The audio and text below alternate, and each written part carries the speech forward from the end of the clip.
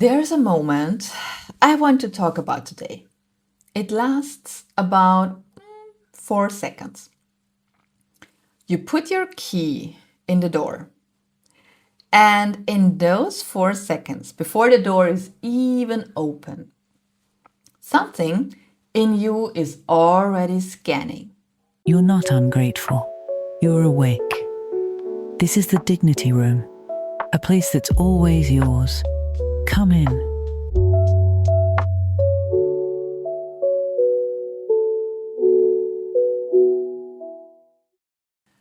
What's the mood in there? Did anybody take the thing out of the freezer?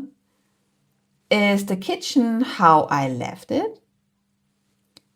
Your bag still on your shoulder, your coat still on, and you are already working. That's the moment. That's the whole episode. And by the end of this, that moment's going to have a name because it has one. It's had one since 1989. Nobody ever told you, maybe. So it's Tuesday. Here we are. And I'm going to be honest with you about today. I'm not going to fix your evening. There's no system, no core card, nothing you have to bring to anybody tonight. What I'm going to give you is a name for it. The reason it's this exhausting and 3 things to take with you at the end. That's it. And I think you will find that's more than it sounds like. So let's jump back to the door. Here's the thing about that moment. Everybody gets a threshold. It's a real thing. There's the part of the day where you are the one who handles things at work. And then there's a gap. And then you are somebody else. The drive, the walk from the car, the last 3 stops on the train. That gap is where one version of you puts something down and the other one picks something up.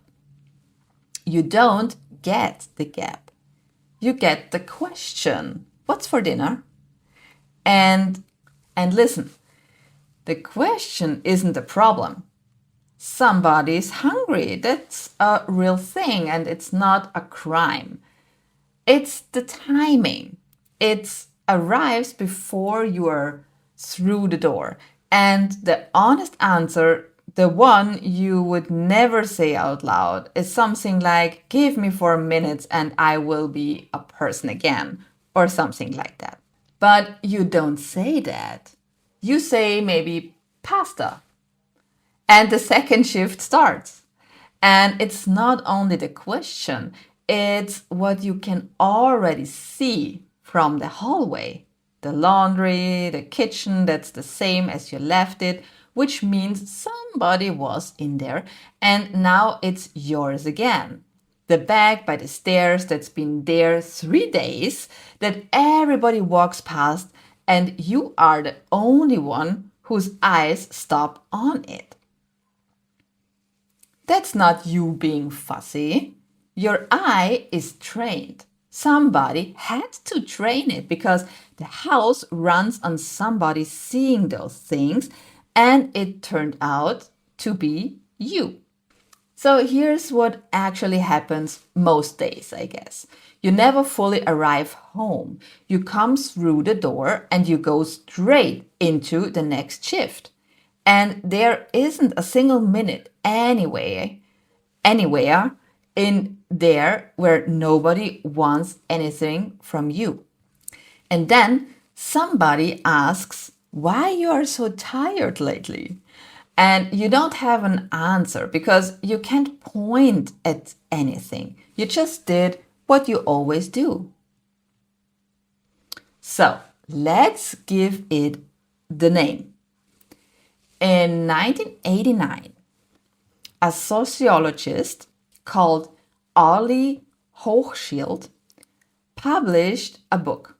She would spend years interviewing couples where both people had jobs, sitting in their houses, watching their evenings, and she wrote down what she saw.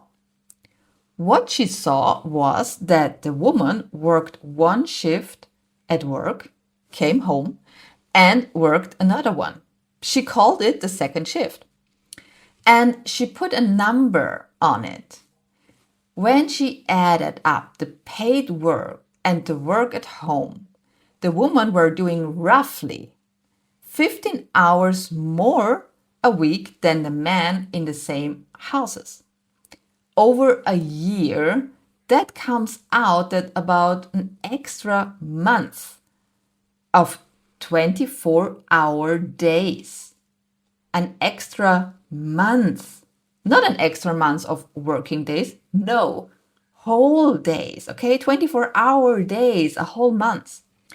So 1989, you weren't even in school yet. I mean, me either. So this thing you've been carrying and quietly wondering whether you're just bad at handling was named and measured and published in a book before you could read.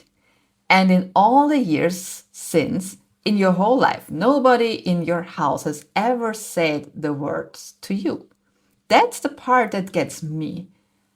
Not that it exists, that you were never told. And here's why the name matters, because it's not just a nice fact.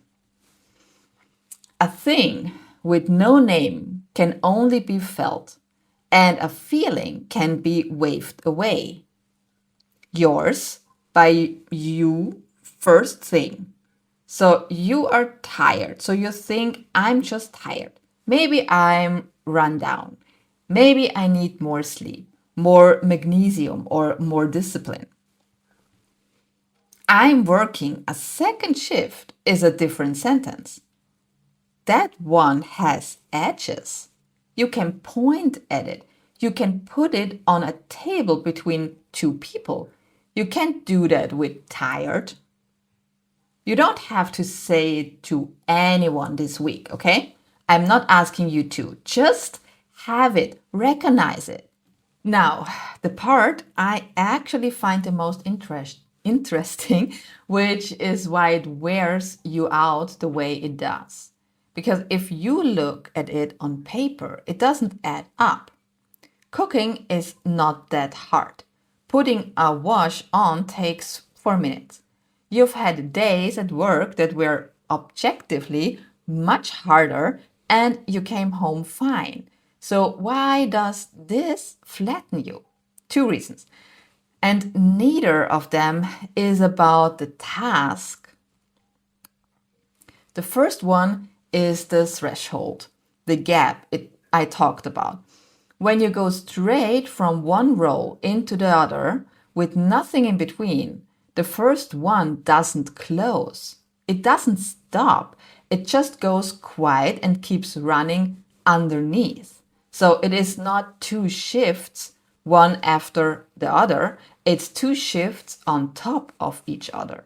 You are doing the second one while the first one is still open in the background. That's why you can be standing at the cooker at 7 and suddenly remember an email at the exact moment your kid is telling you something important. And then you feel guilty about that too. And the second reason is bigger. At work, things close. So you send the thing, you finish the call, it's done. Your head can let go of it. So fine. That's the deal at work, and it's why work is tiring in a way you can recover from.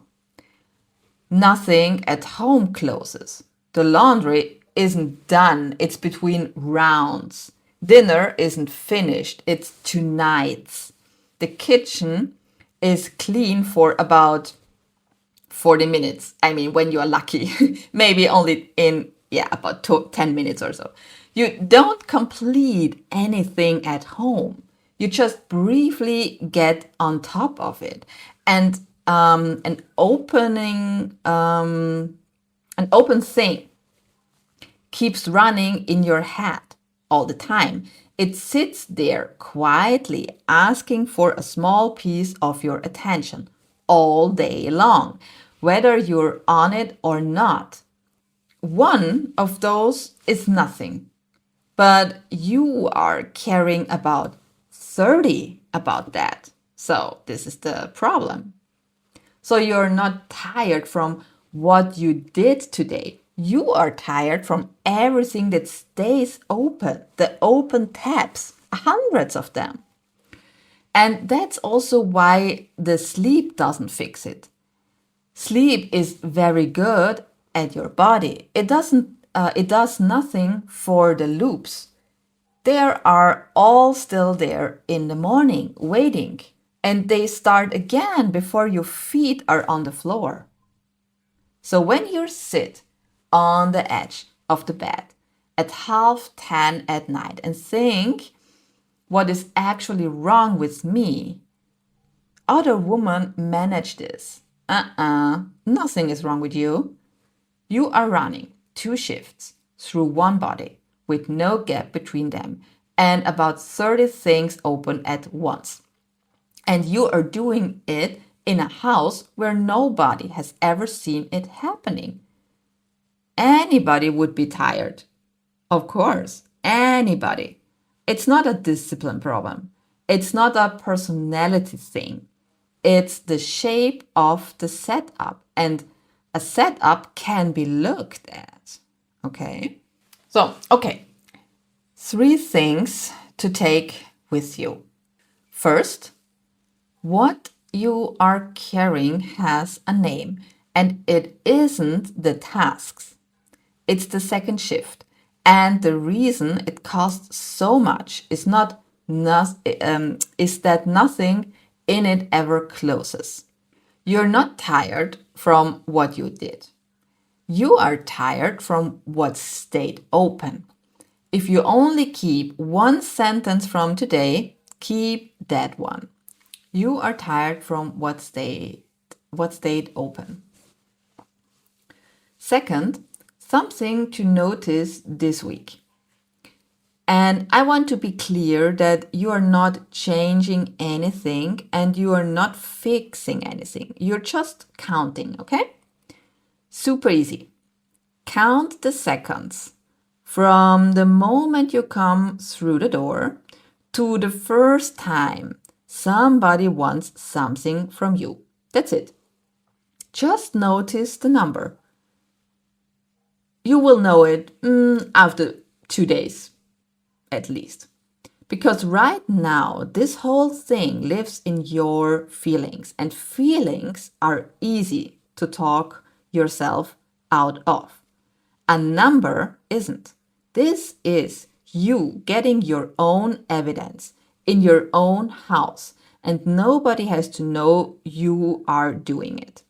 And third, one small thing to try if you want to. It's completely on you. Take back the threshold. 3 minutes.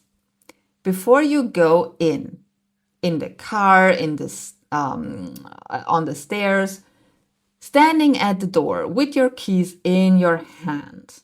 3 minutes where you do nothing. Not to relax. 3 minutes is not going to relax anybody. Maybe a little bit, but not very much. You are doing it to close the first shift. So it stops running underneath the second one. And say one sentence to yourself while you are there. Something like, that one's finished. This one starts now. Or whatever it is, find the perfect sentence for you, what you can say to close this first shift, so close the working, and now you are at home. And I know maybe it sounds far too small to matter, but really try it 4 times and then see what happens. And if you try it and it turns out there's no way on earth to get 3 minutes, that's not you failing. That's also information. Write that one down too, because we will come back to it later. So next Tuesday, we go underneath all of this to the part that doesn't even look like work. Not the cooking and the washing, the remembering, the fact that you are the one who knows everything all the time and that nobody counts that as anything at all. And if today landed, follow me and follow my show wherever you're listening. And then Tuesday finds you instead of having to remember it. You remember enough things. And one more thing, the second shift is the same in every house. That part I can give you here, and I will every week. If something in this episode stirred a thought, a question, a but what about, don't let it fade. Bring it. Dignity Queens is our community where women think out loud together and hold each other's words. Your voice belongs in that room. You'll find the door in the show notes. This was the Dignity Room.